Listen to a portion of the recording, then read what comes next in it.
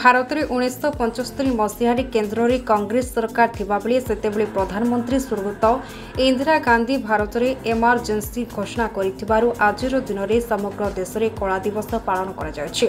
ए अवसर में पाटनागढ़ पाटणेश्वरी डिग्री महाविद्यालय में मध्य कला दिवस पालन करा जायछि। ए कला दिवस रे महाविद्यालय अध्यक्ष अमिताभ ठाकुर सभापति आज कला दिवस को मने पकाई 1975 मसीह एमिति परिस्थिति उत्पन्न होइथिला जहाँ पूरा देश रक्तर लुह कांदी पकईला। जून 25 तारिख में भारतीय संविधान धारा 352 लगा जाई सेतेबेले विरोधी दलर नेतांको समेत समग्र देश में 1,40,000 नेता मानकु गिरफ्त कर जेल पठाई दिया जायथिला।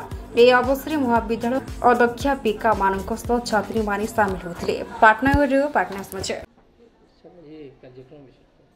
आज आमर उच्च शिक्षा विभाग निर्देश क्रमे 25 जून आमे आज संविधान हत्या दिवस छात्री मानक गहन रे पालन करूछु एवं छात्री मानक संविधान रो जेतेबेले गलारुद्ध हुए ता किपरि भयावह परिस्थिति सृष्टि करे सही विषय आमे आज आलोकपात कलु।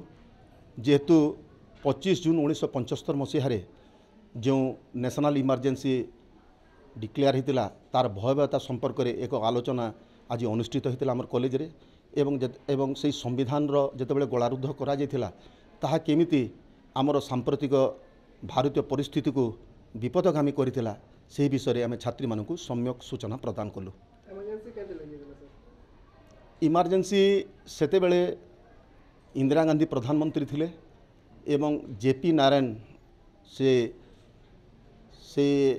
संपूर्ण क्रांति दिवस पालन कले एवं से इलाहाबाद हाईकोर्ट रे गोटे केस फाइल कले जे जो सरकार वर्तमान अच्छी से अहेतुक अनैतिक कार्यक्रम करी